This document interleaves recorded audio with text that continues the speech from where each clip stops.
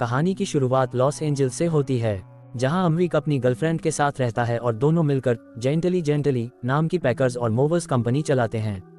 अमरीक का बिहेवियर शांत और लापरवाह है और वह अपनी गलतियों को एक्सेप्ट करने में विश्वास नहीं करता। इसका असर उसके काम और राधा के साथ उसके रिलेशन पर भी पड़ता है। जब एक क्लाइंट का काम खराब होने पर वो राधा से उसकी शिकायत करता है, तो घर पर राधा जो उसके इस बिहेवियर के लिए उससे लड़ रही होती है, पर अमरीक अपनी गलती मानने के बजाय उल्टा उससे लड़ बैठता है और उसके फ्रिज मैग्नेट्स को भी खराब कर देता है। उसके बिहेवियर से तंग आकर राधा उससे रिश्ता तोड़ लेती है। अमरीक बहुत दुखी है और उसे मनाने की कोशिश करता हुआ उसे एक मैसेज छोड़ता है। तभी उसका पिता गुरकीरत उर्फ गुरकी उसे अमृतसर से कॉल करता है और उसे जल्दी से जल्दी घर बुलाता है। वह अमरीक से कहता है कि उसे तुरंत लौटना चाहिए क्योंकि उसकी दादी सरदार कौर बीमार हैं। 90 साल की लेडी जिसे सब प्यार से सरदार बुलाते हैं, उसे ट्यूमर है। डॉक्टर गुरकी को सलाह देता है कि उन्हें उसे घर ले जाना चाहिए क्योंकि इस उम्र में उसका ऑपरेशन करना ठीक नहीं होगा। गुरकी को पता चलता है कि सरदार के पास ज़्यादा समय नहीं है, लेकिन वह ये बात सरदार से छिपाता है और उसे बताता है कि वो बिल्कुल ठीक है और वो बस दवाइयों से ठीक हो जाएगी। अपनी ठीक होने की बात सुन के वो उसे बोलती है कि चल लाहौर चलते हैं। गुरकी उसे समझाता है कि लाहौर जाना इतना आसान नहीं है और साथ ही उसे ये भी बताता है कि अमरीक भी अमेरिका से आ रहा है। वो उसे वीडियो कॉल करती है और उसका उदास चेहरा देखकर उससे पूछती है कि उसका मुंह क्यों लटक रखा है। अमरीक बोलता है कि वो उसे सब घर आके बताएगा और फ़ोन कट कर देता है। अमरीक इंडिया अपने घर पहुंचता है। गेट बंद होने के कारण वो इस पर चढ़ जाता है, जिसकी वजह से उनके घर का कुत्ता उसे काट लेता है। वो सभी को साइड करता हुआ सीधा सरदार से मिलने जाता है। मिलकर सरदार उससे पूछती है कि उसके शक्ल की बैंड क्यों बजी हुई है। वो उसे बताता है कि उसकी मंगेतर राधा ने उसे छोड़ दिया है और रोते हुए उसे गले लगा लेता है। दूसरी ओर अमरीक के वापस आने से पूरे घर में इस बात को लेकर चिंता का माहौल बन जाता है कि कहीं सरदार अपनी सारी वसीयत अमरीक के नाम न कर दे। अगले दिन सरदार अमरीक से अपनी इच्छा जाहिर करती है। वह लाहौर जाना चाहती है और उस घर को देखना चाहती है जिसे उसने 1946 में अपने पति स्वर्गीय गुरशेर सिंह के साथ मिलकर बनवाया था। 1 साल बाद बंटवारे के दौरान दंगाइयों से लड़ते हुए गुरशेर को चाकू मार दिया गया था। सरदार हालांकि बचकर भारत पहुंच गई। तब से वह गुरशेर और घर को याद कर रही है, इसलिए उसकी इच्छा पाकिस्तान जाने की है ताकि वह अपने पुश्तैनी घर को देख सके और अमरीक को एहसास होता है कि यह उसके लिए कितना मायने रखता है। वह उससे वादा करता है कि वह उसकी इच्छा पूरी करने में उसकी मदद करेगा। वह उसे वीजा दिलाने की कोशिश करता है, हालांकि उसकी वीसा रिक्वेस्ट को खारिज कर दिया जाता है क्योंकि उसे पाकिस्तान जाने से ब्लैकलिस्ट कर दिया गया है। ऐसा इसलिए है क्योंकि कुछ साल पहले उसने मोहाली में भारत और पाकिस्तान क्रिकेट मैच देखने गए एक पाकिस्तानी ऑफिसर सकलैन नियाजी को भारत के एक प्लेयर को बंदर बोलने पर पीटा था। रात को जब अमरीक अकेला अपने रूम में होता है तो वो उसे विस्की खोलने के लिए बोलती है। विस्की पीते पीते वो लाहौर के अपने उस घर की यादों में जीती है, जिसे देखकर अमरीक उसे बोलता है कि वो लाहौर की रोड ट्रिप की तैयारी कर ले। पाकिस्तान हाई कमीशन में अमरीक ऑफिसर के सामने रोने की एक्टिंग करता है और उसे सरदार के वीसा के लिए मनाने की कोशिश करता है, पर वो उससे 2 दिन का टाइम मांगता है और बाद में भी उसे यही बोलता है कि वो इसमें कुछ नहीं कर सकता। गुस्से में अमरीक उसे बोलता है कि उसकी दादी का सपना उसका पुराना लाहौर का घर देखने का है, तो वो अकेला जाकर क्या करेगा, उस घर को जेब में रखकर इंडिया तो ले नहीं आएगा। तब अमरीक को पता चलता है कि राधा ने अमेरिका में लगभग 100 साल पुराने पेड़ को एक जगह से दूसरी जगह ट्रांसफ़र किया है। ये सब देख के अमरीक के दिमाग में घर को लाहौर से इंडिया लाने का आइडिया आया, जिसके लिए वो स्ट्रक्चरल रिलोकेशन के बारे में सीखना शुरू करता है और देखता है कि बहुत से लोगों ने सक्सेसफुली एक घर को उठाकर दूसरी जगह पर ट्रांसप्लांट किया है। अमरीक अपने मिशन के लिए भारत और पाकिस्तान दोनों सरकारों से मदद मांगता है।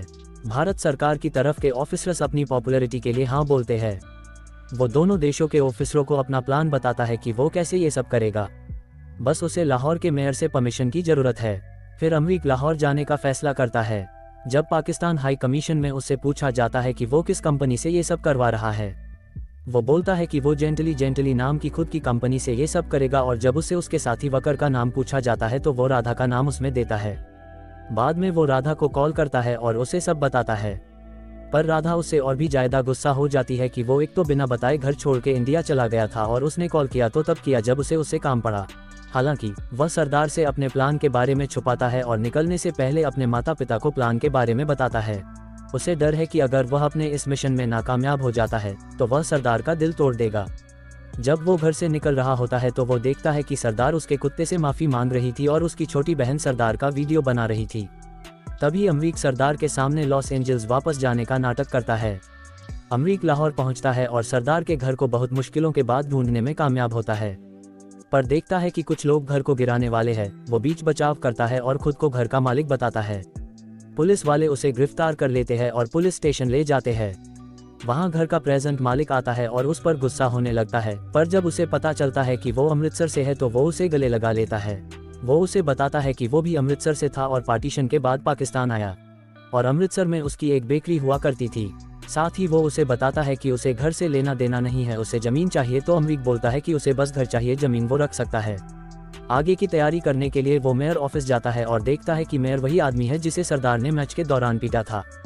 वो घर की फाइल देखता है और जब वो सरदार को पहचान लेता है तो वो मंजूरी देने के लिए साफ मना कर देता है और साथ ही बोलता है कि बिल्डर को फोन करके उस घर को गिरा दे। अमरीक घर फोन करके अपने पिता को बताता है कि वो फेल हो गया है। सरदार अपनी रिपोर्ट्स पढ़ लेती है और उसे पता चल जाता है कि उसके पास ज़्यादा टाइम नहीं है और वो लाहौर जाने की जिद पर अड़ जाती है। अमरीक घर के पास आखिरी बार जाता है और उसके टूटने से पहले वहां से निकल ही रहा होता है कि वो देखता है कि राधा घर को टूटने से बचाती है। पाकिस्तान में न्यूज़ चैनलों की वजह से अमरीक पूरे सोशल नेटवर्क में ट्रेंड करना चालू कर देता है और बात इंडिया के प्राइम मिनिस्टर तक पहुंच जाती है, जो सीधा पाकिस्तान फ़ोन करते हैं और उन्हें भी सपोर्ट दिखाने के लिए कहते हैं। अब मेयर भी उनको सारी परमिशन दे देता है, पर एक शर्त रखता है कि उसकी दादी को उसे माफ़ी मांगनी पड़ेगी। अमरीक पहले तो परेशान होता है क्योंकि सरदार अपने ईगो के चलते उससे माफ़ी नहीं मांगेगी। तभी अमरीक को कुछ याद आता है और वो उस वीडियो को मेयर को दिखाता है जिसमें सरदार अपने कुत्ते से माफ़ी मांग रही होती है और मेयर सोचता है कि वो उसे माफ़ी मांग रही है। वो काम आगे बढ़ाने की सारी परमिशन देता है।